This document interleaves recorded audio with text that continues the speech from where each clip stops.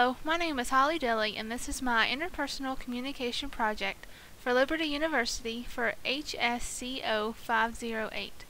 This project will be giving you an overview of my own personal goals, my behavioral blend, and my action plan that will allow me to improve my own communication skills. Interpersonal communication, as described by Stewart, is any type or kind of communication that happens when the people involved talk and listen in ways that maximize the presence of the personal. There are many benefits to having good interpersonal communication skills, not only as a counselor but as a communicator. Good communication promotes productivity, gives people a healthier sense of self, enhances relationships, and gives you the ability to communicate with more people. My overarching goal is to be an attentive listener who is non-judgmental and listens sympathetically.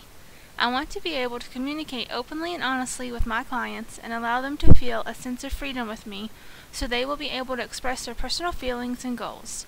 While I believe that these goals will change some throughout my years of practice, for the most part, I want to always have these same values and aspirations. Enlarging the conversation is an important way of communicating. Enlarging the conversation can be seen as maintaining an open and honest line of communication that allows both parties to be heard.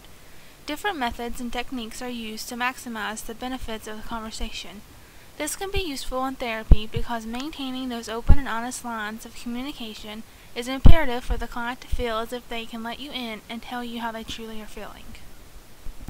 I am a 23-year-old Caucasian female, and I was born and raised in a small southern town in West Virginia. I attended WVU and achieved a bachelor's degree in multidisciplinary studies with concentrations in communications, public relations, and psychology.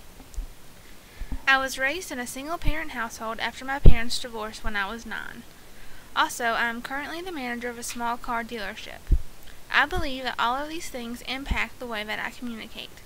Because I was raised in such a small town, I was not used to meeting new people when I went to college, and that is when I realized how shy I was. Also, having divorced parents greatly influenced the way that I communicate.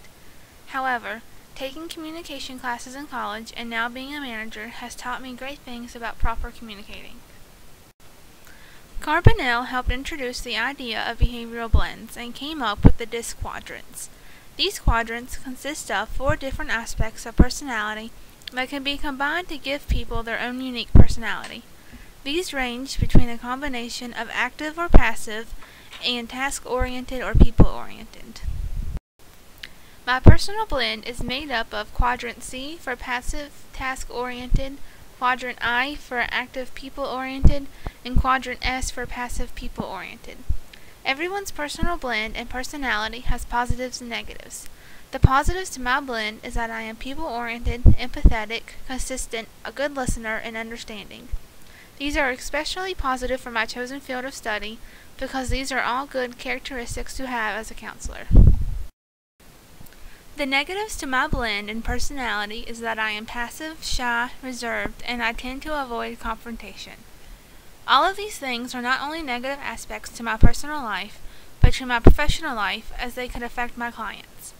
I will have to learn to be more outgoing and communicative with my clients and help them to my full capability.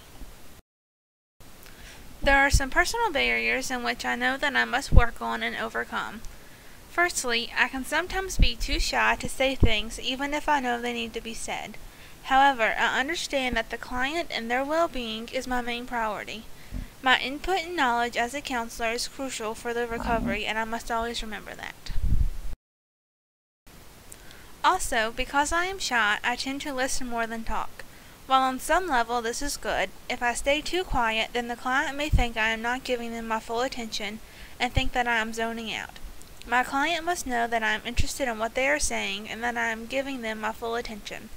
By allowing them to talk more than me, they may feel as if I am not paying enough attention to them. Lastly, I tend to be over-empathetic and become emotionally involved in other people's problems. My job as a counselor is to work toward a solution. Therefore, I must remind myself that becoming emotionally involved in the client's situation will not help them any. I must remain a third party and stay unbiased. Noise pollution can be a major distraction for anyone in counseling. There are two different types of noise pollution: internal noise pollution and external noise pollution. Internal noise pollution is the problems that lie within the counselor that make it difficult to listen properly to a talker. Examples include physical barriers like not having enough rest, hearing only what you want to hear, or being biased toward the client.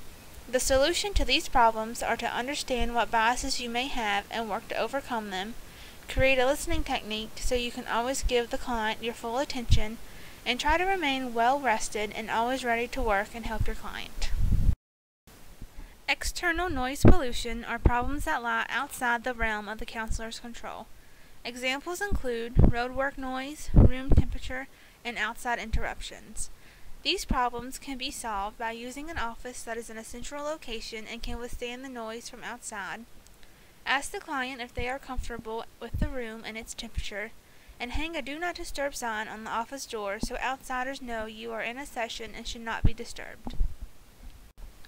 My action plan consists of several parts. I want to always pray for my clients and my ability to help them. Also, I will make sure to regularly self-examine myself to make sure that I am at my best ability to serve my clients and know what I need to improve on. Also, I will utilize the talker-listener process to ensure that I am as good as possible at communicating. And lastly, I will try to remain aware of my clients. Watching for body language and knowing them is the best way to help and understand them. Thank you for watching and listening to my presentation. Have a blessed day.